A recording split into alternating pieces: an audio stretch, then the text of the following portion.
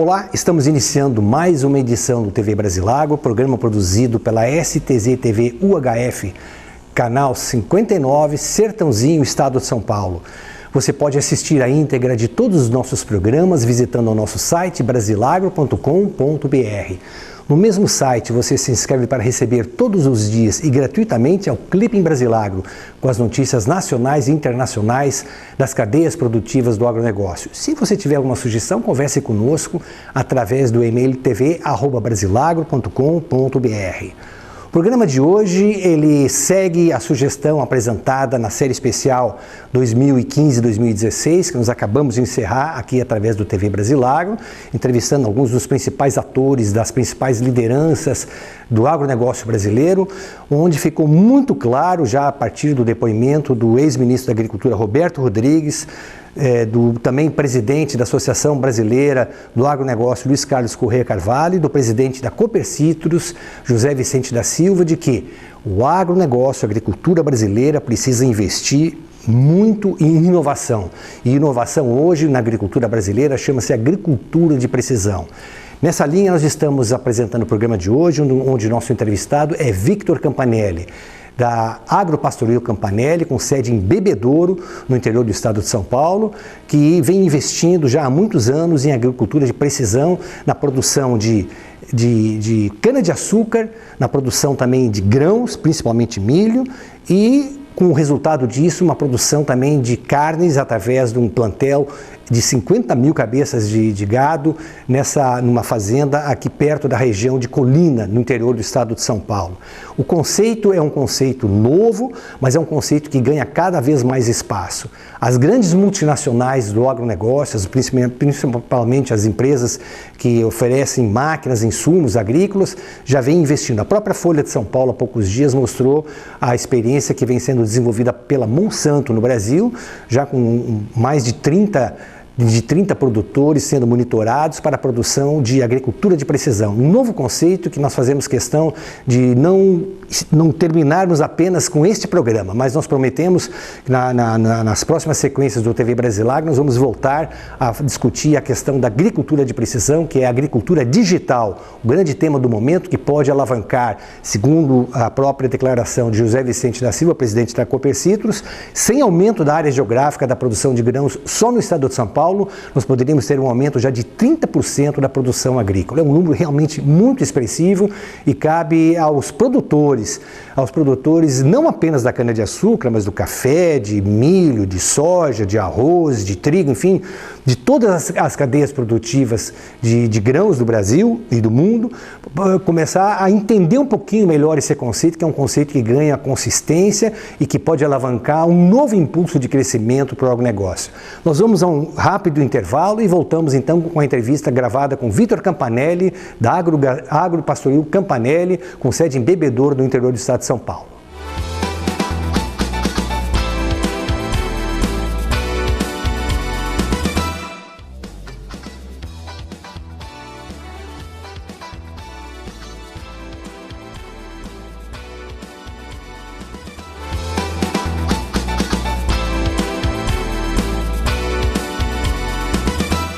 De volta com o TV Brasilagro, falando agora com Victor Campanelli, ele que foi um dos precursores na implantação de agronomia de precisão, tecnologia de precisão no plantio de cana-de-açúcar. Victor, obrigado pela oportunidade que você nos dá de a gente vir aqui na Fazenda Santa Rosa, em Altair, interior do estado de São Paulo, e ouvirmos um pouquinho dessa sua rica experiência aí em agronomia, agricultura de precisão no setor de cana. Você começou esse processo todo, você nos dizia antes da gente começar a gravar, que você começou a investir em 2006, numa época que nós estávamos aí saindo de uma grande crise do setor sucroenergético, que se agravou em 99, e a partir de 99 começou a se desenhar um pouquinho, um horizonte um pouquinho melhor, mas 2006 já era um momento que isso aí abriu assim, oportunidades, inclusive de produção de cana em outras regiões do mundo. Claro, Ronaldo, obrigado pelo convite, é um prazer participar do TV Brasilagro. Veja bem, em 2006, devido ao protocolo agroambiental, a gente Eu sempre brinco que a gente teve uma obrigação que virou a solução do setor, né? Então, houve aquela obrigatoriedade da eliminação da queima, né? De começar a reduzir a queima das áreas mecanizáveis e a posteriori das não mecanizáveis, né? E em 2006 a gente começou a estudar o processo de colheita mecanizada de cana-de-açúcar, né? E até então a gente fazia o corte manual com queima, enfim. E estudando esse processo a gente chegou a uma conclusão que do jeito que ele era feito Brasil afora, que já tinha algumas usinas fazendo, o corte verde da cana e com colhedora de cana, né? A gente enxergava aquilo ali como uma prática que ia causar uma queda muito grande de produção da cana-de-açúcar, que de fato causou. Isso aí muita usina está vivendo isso até hoje, né? Então, a gente sempre teve canaviais com boas produtividades e canavial bom cai, né? Então, tem aquela conversa que quando o canavial cai, o dono levanta, né? Então, o canavial cai e a gente chegava, poxa vida, como um operador, a gente vai exigir de um operador de cana colher essa cana caída, ele nem vai achar a linha. E como a cana-de-açúcar é uma cultura semi-perene, que nós estamos tentando fazer, o que eu falo muito aqui dentro, é a perenização do canavial, ou seja, eu quero fazer ela virar uma cana perene. Meu sonho é fazer a cana ter o mesmo número de cortes do que uma árvore de laranja tenha, tá? E naquele momento a gente falou, não tem como exigir isso de um operador, e ele vai compactar todo o terreno, colher de forma errada, o que de fato acontece hoje. Naquele momento não existia nenhuma tecnologia, estava emergindo alguma tecnologia, porque o setor de cana tem suas especificidades, né? Então é uma cultura semi-perene, então você planta e você colhe vários anos aquela mesma linha, então não existia uma tecnologia ainda apta àquilo, entendeu? E junto com um parceiro que é um importador de equipamento dos Estados Unidos, a gente começou a desenvolver, a melhorar essa tecnologia, né? Até esse momento não existia no mundo nenhuma tecnologia para... Em cana não que não existia agricultura de precisão, existia sim, com ampla aplicação nos Estados Unidos, na Europa. Mas para grãos. Mas para grãos. E cana, nos países de alta tecnologia, pouco se planta cana, talvez alguma coisa. A Austrália seja um exemplo a ser seguido com tecnologia, né? Mas, de novo, tem suas especificidades. A Austrália tem lugares planos, com preparo de solo diferente, um solo diferente, leis diferentes, enfim. Então, por exemplo, eu fui para os Estados Unidos ver a colheita de cana na Flórida. Lá se queima toda a cana e colhe com máquina, enfim, é um solo orgânico. Então, não existia um benchmark para você falar assim, eu vou lá e vou tentar copiar aquilo ou melhorar. Então, é óbvio que o mesmo equipamento de agricultura de precisão para grãos, ele se aplica em cana, mas só que ele precisa ter as especificidades da cana, desde o planejamento até a execução daquele trabalho, né? Então, daí em 2006 a gente falou, poxa vida, a gente precisa dar um jeito de funcionar piloto automático em colhedora de cana e transbordo para fazer a canterização. Então, eu quero que onde eu tenha tráfego não tenha cana, e onde eu tenha cana não tenha tráfego.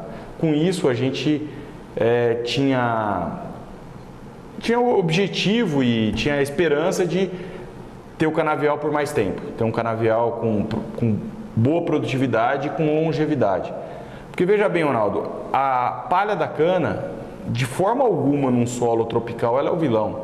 Na nossa região aqui, que você falou, Altair, nós estamos no nortão do estado de São Paulo, é a região que tem mais déficit hídrico no estado, a gente tem um déficit de 200 milímetros. Então, para a gente a palha é um protetor de umidade do solo e também um protetor contra erosão. Então, para a gente, a palha foi uma ferramenta, por isso que eu falo que virou a solução. Só que a colheita, para isso, tem que ser bem feita. Então, e o que acontece muito em cana, como é um mercado para as fabricantes de máquinas, implementos e tecnologia, é um mercado pequeno, perto do mercado de grãos, enfim. Não existe uma plataforma global para uma fabricante de máquinas. Então, o que acontece muito é que a gente, às vezes, tem que adaptar a nossa cana para uma máquina. Não o fabricante adapta a máquina para a cana. Então, a gente não planta no melhor espaçamento, a gente planta no espaçamento que cabe dentro da colhedora. Então, é um jogo de... são várias peças que você vai ter que ir encaixando, mas a gente conseguiu montar o nosso quebra-cabeça. A gente conseguiu... Hoje a gente tem um modelo de produção bem interessante A gente tem feito bastante apresentações dentro e fora do Brasil para mostrar o nosso modelo de sucesso. Existem vários caminhos que ligam dois lugares, né? Mas a gente escolheu o nosso e está indo bem. Nesses 10 anos, quais foram as maiores dificuldades que você encontrou para implementar esse sistema? A primeira dificuldade e a maior delas é que a gente não tinha onde buscar referência.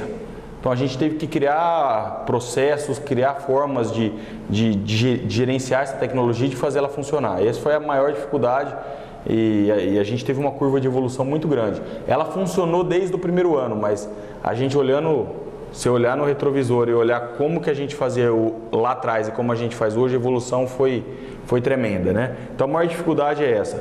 Uma outra dificuldade é a carência de informação e de mão de obra especializada.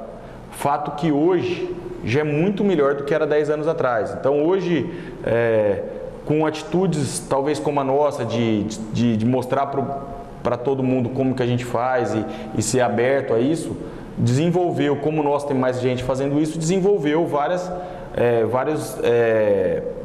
intelectos no mercado que conseguem hoje gerenciar melhor, como a Cooper Citrus, que você entrevistou, que eles montaram um departamento de agricultura de precisão para prestar serviço para os cooperados. Então, isso aí não existia 10 anos atrás, isso é uma coisa recente, 2 anos para cá. Então, hoje, eu garanto assim, aquela história de quem chega primeiro bebe água limpa, nesse caso não. A gente bebeu uma água barrenta e hoje está filtradinha para quem entra, entendeu? Então hoje é muito mais fácil você entrar no setor, porque você tem muito mais informação. As empresas que vendem hoje têm muita informação, sabem fazer a coisa acontecer. Então, mas hoje o problema de mão de obra persiste. Como o cara tem que ter a pessoa que mexe com isso, ela tem que ter uma habilidade para mexer com informática, com eletrônica, e tem que conhecer da agricultura. Então é difícil você encontrar uma pessoa nesse perfil. Tem cursos, por exemplo, Marília tem um curso de agricultura de precisão, que é até idealizado, bem patrocinado pela Jato. A Exalc em Piracicaba, professor Molim está lá, tem uma matéria que é optativa, mas que tem vários alunos saindo de lá. Então, o que falta hoje é criar essa cultura, né? Ter bastante gente. Então, eu queria agora abordar esse aspecto com você. Nós terminamos de apresentar, e o seu programa aqui é o programa que abre a série pós 2015, 2016, onde nós pegamos 8 lideranças do setor do agronegócio como um todo, entrevistamos eles para saber exatamente o que nos espera de 2016 para frente. O ex-ministro e professor Roberto Rodrigues, ele enfatizou que nós temos que investir alto mesmo, em tecnologia e inovação. Sem isso, nós vamos chegar num momento em que o crescimento vai ser reduzido praticamente zero. O presidente da Cooper Citrus, que é um entusiasta da agricultura de precisão, ele enfatiza de que, ele até comenta isso que você acabou de dizer, de que foi criado um departamento específico para agricultura de precisão, que usa inclusive como referência os 10 anos de experiência de vocês aqui. O presidente da BAG, Associação Brasileira de Agribusiness, Luiz Carlos Corrêa Carvalho, é outro que acha que não tem outro jeito da agricultura brasileira, do agronegócio, continuar vigoroso e continuar alcançando os mercados que vem alcançando, se realmente não se olhar essa questão de agricultura com tecnologia realmente avançada. E quando a gente fala agricultura avançada, não significa importar meramente equipamentos e soluções, ao contrário. Essa experiência de 10 anos de vocês aqui mostra que vocês criaram aí a expertise numa atividade que praticamente não existia. O Zé Vicente da Silva fala mais, ele comenta que apresentou recentemente ao secretário de Agricultura do Estado de São Paulo, Arnaldo Jardim, e ao governador Geraldo Alckmin, um estudo que mostra que a implantar essa tecnologia só no estado de São Paulo, em todas as culturas nós poderíamos atingir um incremento de produção de 30%. Você acredita nisso? Sim, eu digo assim, medir ganhos e perdas na agricultura não é muito fácil. A agricultura é uma economia a céu aberto, então você depende muito de fatores que você não controla. Eu me arrisco a dizer que a gente controla talvez uns 20% da produção. Os outros a gente depende do solo, da natureza, enfim. Mas é óbvio que esses 20% da produção pode se tornar 100% se você fizer esses 20%. Agora, eu enxergo da seguinte forma, Ronaldo, a agricultura de precisão é a coisa que faz mais sentido de tudo em agricultura. É você ter certeza que você está fazendo certo. Isso você não tem nenhuma Isso eu não dúvida. tenho dúvida nenhuma. Então, se eu faço uma análise de solo, eu vou citar como exemplo um trabalho que nós fizemos com 2.000 mensurações aqui dentro da empresa. Então, nós fizemos um jogo estatístico, então a gente jogou dentro de um software de estatística 2.000 análises de solo. E é muito natural no Brasil você comprar um adubo com nitrogênio, fósforo e potássio, tudo misturado, você joga aquilo lá, eu vou jogar para ter uma garantia da produção. Então você joga na defesa, não no ataque. Então você vai falar, eu vou pôr um tanto que eu faço a minha parte, né? Só que a gente chegou num índice de correlação de 3%. Então qual que é a lógica disso? Num lugar que você está precisando alta demanda de fósforo, em 3% dos casos você tinha uma alta demanda por potássio. Ou seja, se você estiver jogando os dois, você está jogando dinheiro fora. Então, o que nós começamos a fazer desse trabalho em diante? Com a agricultura de precisão, a gente consegue jogar fósforo onde precisa, potássio onde precisa. Isso é um exemplo de... primeira coisa, adubo hoje é caríssimo, a maioria deles é dolarizado. São produtos na maioria das vezes importados, são produtos que não são tão amigáveis à terra, você está acidificando a terra. Então, se eu usar ele de uma forma mais economicamente lógica e buscando sim a produtividade, mas não colocando mais nem menos do que precisa, você dá água para quem tem sede, você dá comida para quem tem fome, é o racional do ponto de vista de produção e do ponto de vista econômico. Eu acho que isso sim é uma coisa que está muito na moda de sustentabilidade. Sustentabilidade, ela tem que ser economicamente sustentável. Claro. Então você está usando um recurso um produto que tem de recurso natural, praticamente você extrai esses adubos, né? Não é mina de fósforo, mina de potássio. Estou usando eles dois para enfatizar, mas a mesma coisa serve para calcário, para gesso. Então, com a agricultura de precisão, você consegue não pôr mais nem menos, né?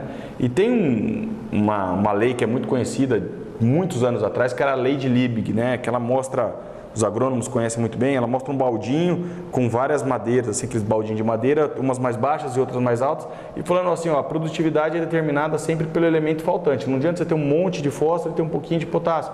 Na verdade, eu vejo a agricultura de precisão como um nivelamento desse baldinho. Então, você faz com que você tenha nem excesso nem sobra. E você faz isso de forma direcionada a cada pontinho do seu talhão, né? Então, você não tem mais talhão. Você tem pontos dentro do talhão que você vai fazer, você vai intervir de forma precisa em cada um. Então, com isso, eu acho que você tem dois ganhos. De primeiro momento, você vai ter um aumento de produtividade, que de fato pode chegar a 30%, mas depende muito do que você fazia, é muito difícil você dizer, vai aumentar 30%. Sim. Mas muitas vezes você estava pondo muito produto, você não vai ter ganho de produtividade, mas você vai ter uma redução do seu custo.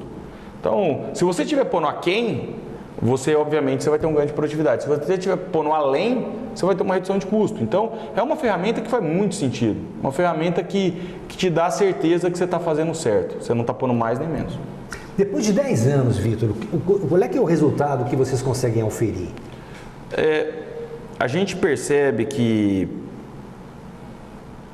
hoje é muito comum, virou quase um jargão, a cana de 3 dígitos. Você já deve ter ouvido falar, porque vamos buscar a cana de 3 dígitos, aquela solução para o setor. Eu discordo veementemente. Eu acho que eu busco a longevidade de 2 dígitos. Eu acho que é muito melhor você ter um canavial com longevidade do que você buscar sempre uma produtividade a qualquer preço. Porque se você ficar com um canavial muito jovem, com 1, 2, 3 cortes, você vai ter 3 dígitos, não tem problema nenhum. Mas e que preço que você gasta para fazer isso? Eu acho que tem muito mais sentido você tentar usar ferramentas para manter um canavial por mais tempo, ou seja, você deprecia melhor seu canavial, mas você precisa... Aí é onde a agricultura de precisão faz total sentido. Você tem ferramentas para você achar falha no plantio com um vante e repor essa falha com muda pré-brotada. Você consegue... É muito normal, por exemplo, o pessoal só colocar fósforo no plantio e não repor nas soqueiras. Então daí você tem às vezes uma queda de produtividade por falta de fósforo. Hoje você consegue a agricultura de precisão repor o fósforo no lugar que precisa, no lugar que não precisa você não fazer simplesmente nada. Então eu acho assim, hoje você tem ferramentas para conseguir atingir longevidade. Eu quero sim ter, hoje nossa média, voltando para os resultados que você tinha perguntado, hoje nós conseguimos na média 8 cortes, com uma produtividade média de 95 a 97 toneladas por hectare. Que é bem acima da média. Que é bem acima da média. E eu busco sim chegar, nós temos cana com 10, 12, 13 cortes, mas não é a média, mas é aí que eu quero chegar. Para mim não preciso ter 100, mas eu quero buscar 10 cortes, porque eu vou gastar menos com renovação, e eu vou ter um canavial perenizado. Agora, o que a gente percebe que com a agricultura de precisão é muito, já aconteceu em vários anos, é muito simples, é muito fácil de você ver, a gente tem um delta de produtividade acima da média. Em anos bons, esse delta é menor. Então, talvez esse ano de 2016, que choveu abundantemente em janeiro, enfim, se a gente continuar com condições favoráveis, esse delta vai ser menor. Ele existe, mas ele é menor.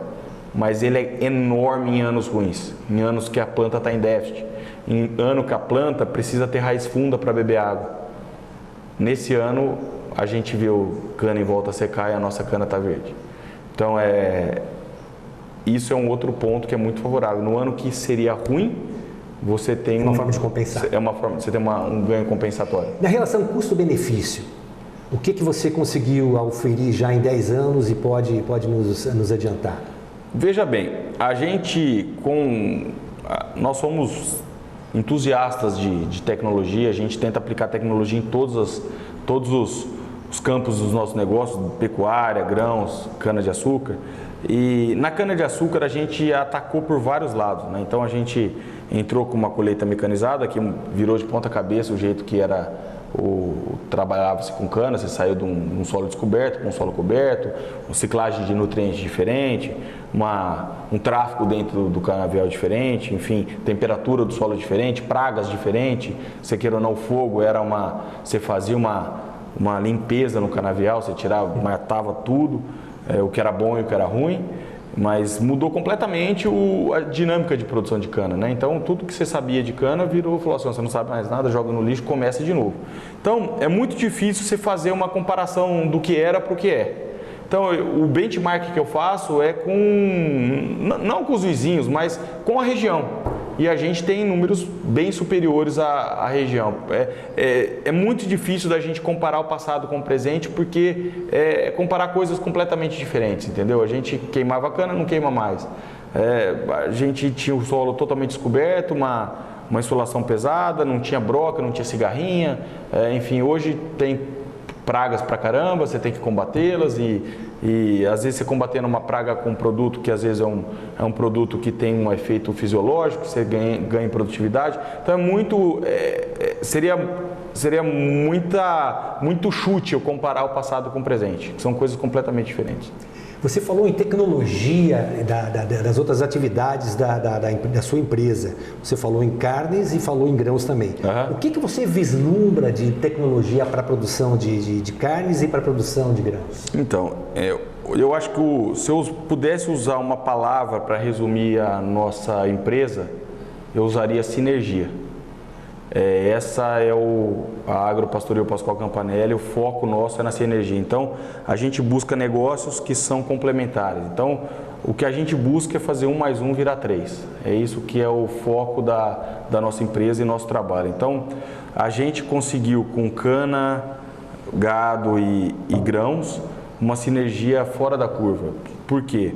Nas reformas de cana, que teoricamente, na média, se reforma 15% do canavial por ano, a gente, devido à nossa longevidade ser maior, a gente reforma de 8 a 9, a gente abre espaço para plantar grãos. Esse grão, soja, a gente planta milho. A gente planta milho. A gente faz, não é uma rotação de cultura, porque o milho e a cana são primos, né? Então, mas a gente tem uma demanda muito grande por milho no confinamento, que justifica a gente plantar milho nas áreas de renovação. Quantas cabeças de gado você tem confinadas? A gente confina 50 mil bois. Então, hoje o core business nosso é pecuária, é o confinamento. Mas o confinamento, qual que é a lógica do negócio? A cana cede uma área de renovação para plantar milho. Eu enfardo a palha da cana como fonte de volumoso para o gado. Então a palha, depois da colheita, aquela palha que fica estendida, a gente enfarda de algumas áreas nossas, a gente enfarda um pequeno percentual de palha que supre o confinamento de fibra. Então a área de renovação supre o confinamento de milho. E o confinamento devolve 50 mil toneladas de adubo orgânico para a cana. Hoje, 70% da adubação da água pastoril é orgânica. A gente compra 70% menos adubo do que a gente comprava antes da gente montar essa. Então, hoje nós temos aqui dentro uma fábrica de adubo organo-mineral, onde a gente mistura o orgânico com o mineral. Esse adubo organo-mineral, estudado a fundo, ele mantém as melhores características de um adubo orgânico e preserva as melhores características de um adubo mineral. Ele faz 1 mais 1 virar 3. Então, um adubo organo-mineral você pode reduzir facilmente a dose, porque ele tem uma eficiência agronômica muito superior a um adubo químico. Então, hoje 100% da nossa cana é adubada com adubo organo-mineral. Eu sou autossuficiente em potássio, autossuficiente em fósforo, e praticamente a gente compra nitrogênio. A gente também tem, obviamente, junto do adubo organo-mineral, a gente tem algumas boas áreas de vinhaça também, que nós temos uma anexo à usina, então, que são principalmente a nossa principal fonte de potássio. Então, com esse adubo organo-mineral que a gente fabrica e a vinhaça, a gente é autossuficiente em potássio. Em fósforo, a gente compra muito pouco.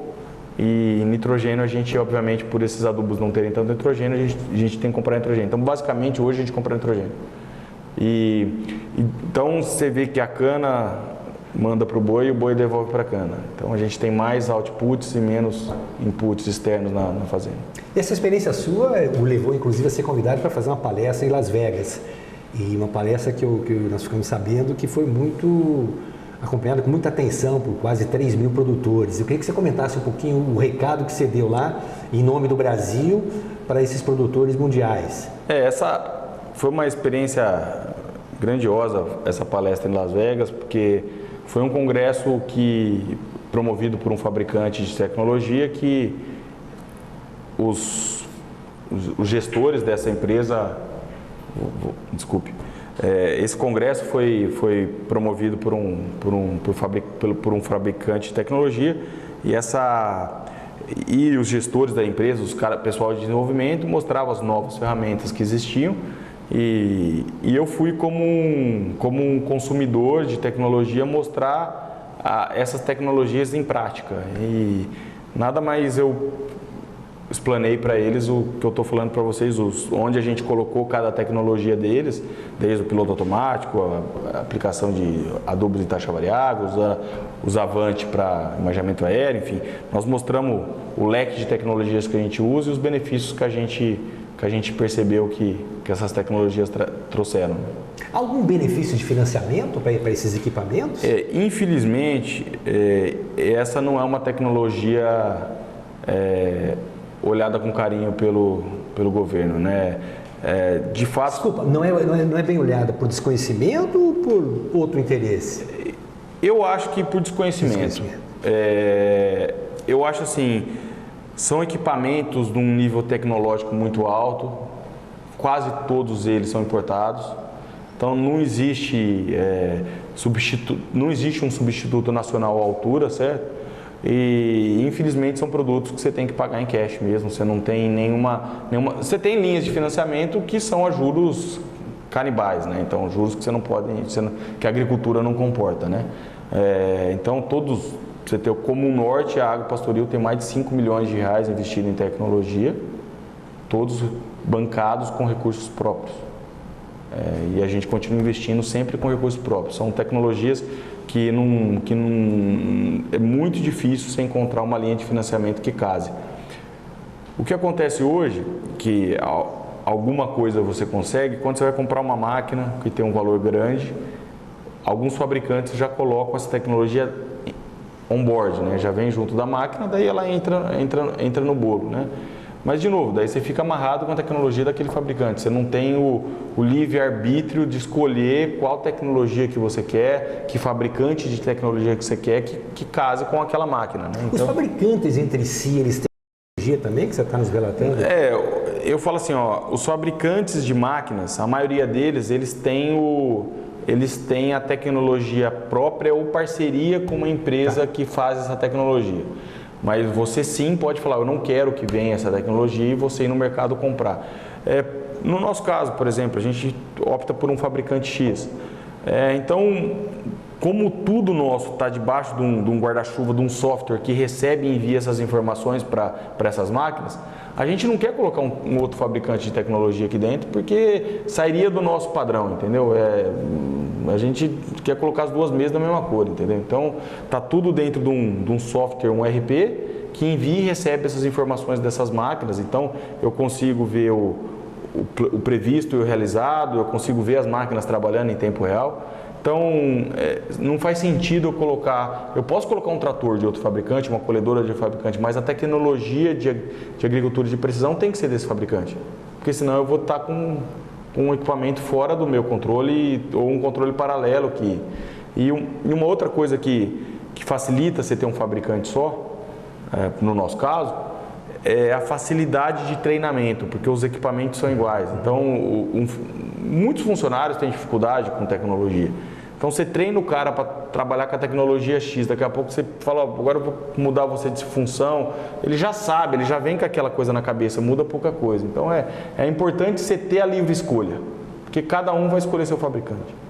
Você comentou que há um distanciamento por parte do governo federal, eu até acredito que seja por desconhecimento, ou às vezes até falta de preocupação das próprias cooperativas e da própria academia, no sentido de levar esse conhecimento a Brasília, porque, embora tudo se decida lá, a pesquisa e inovação, principalmente no agronegócio, embora a sede da Embrapa também esteja lá, ela vem sendo feita em universidades, em outros centros de pesquisa aqui afora.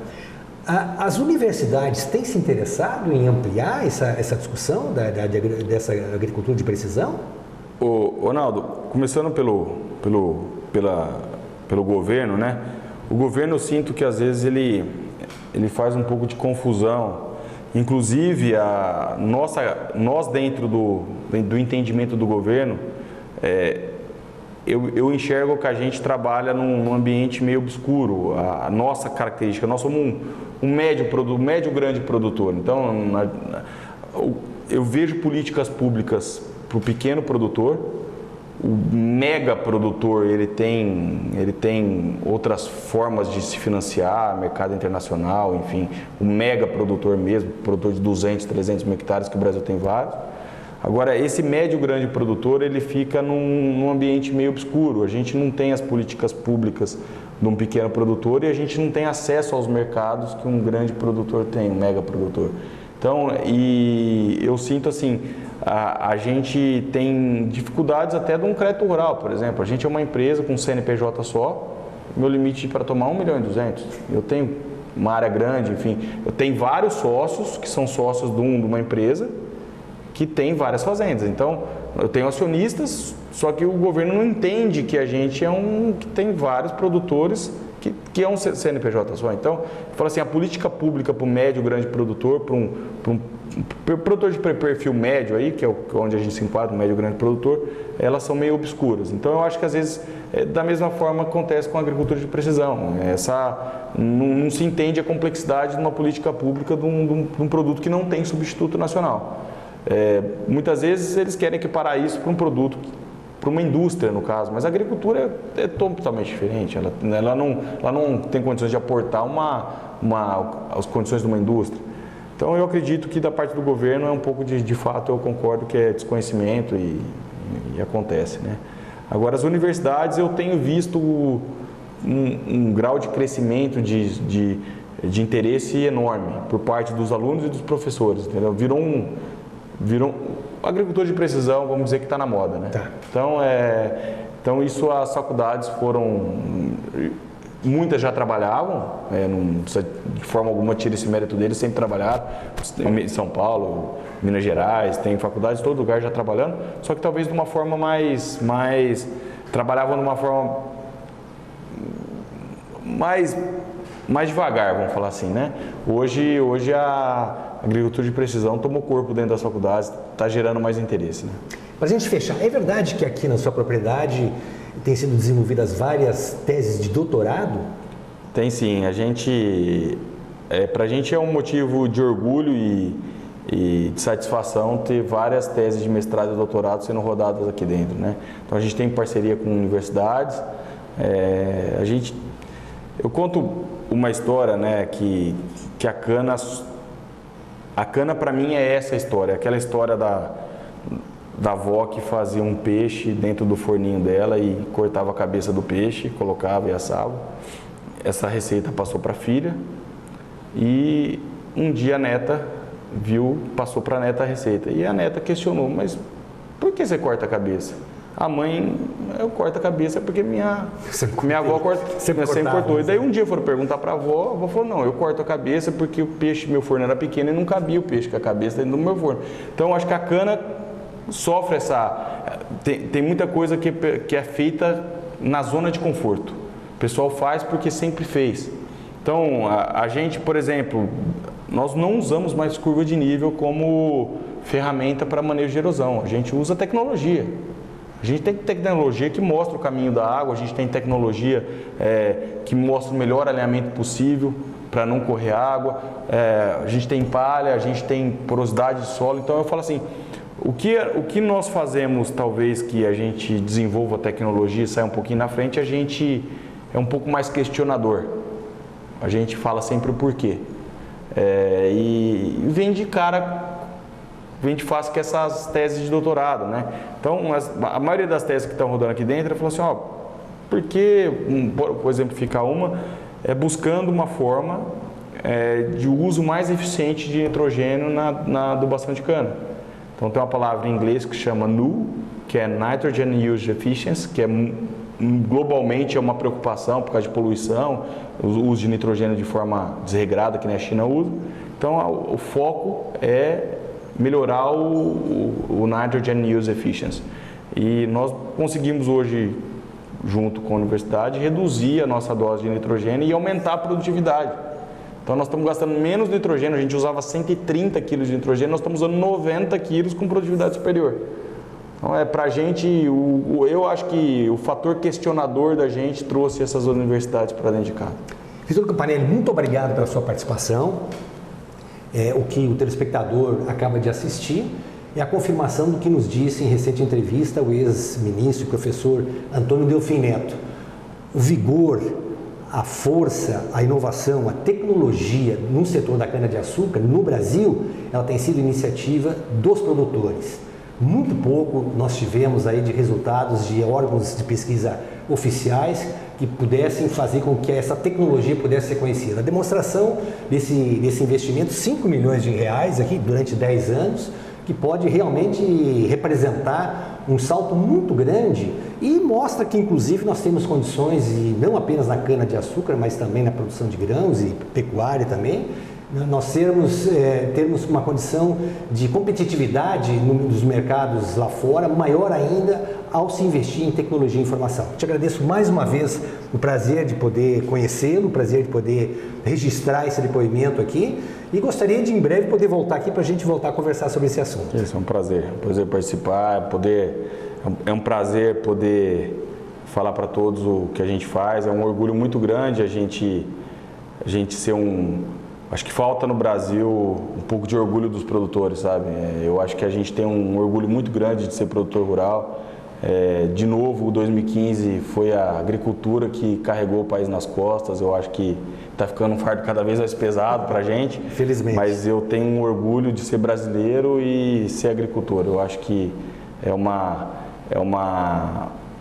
é é a terceira geração já da nossa família que está no Brasil e está produzindo, buscando a melhor forma de produzir, a forma mais eficiente, a forma melhor para o meio ambiente, para os funcionários. Eu acho que a responsabilidade social nossa cada vez aumentando. Desculpa, vou acrescentar, e ambiental principalmente. E ambiental principalmente.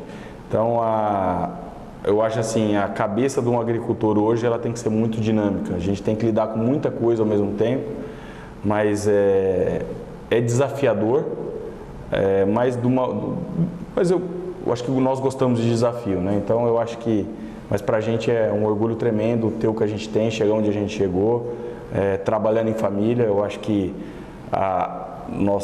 quando meu avô veio para o Brasil, ele plantou uma semente, virou nossa empresa.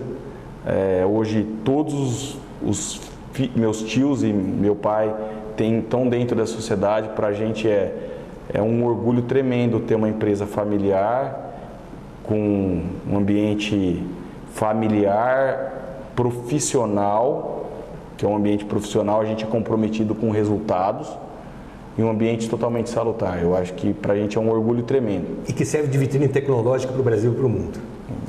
Vitor Campanelli, mais uma vez, muito obrigado. Você, telespectador amigo, nossos agradecimentos. Nós voltamos na próxima semana com novos entrevistados. Até lá, obrigado.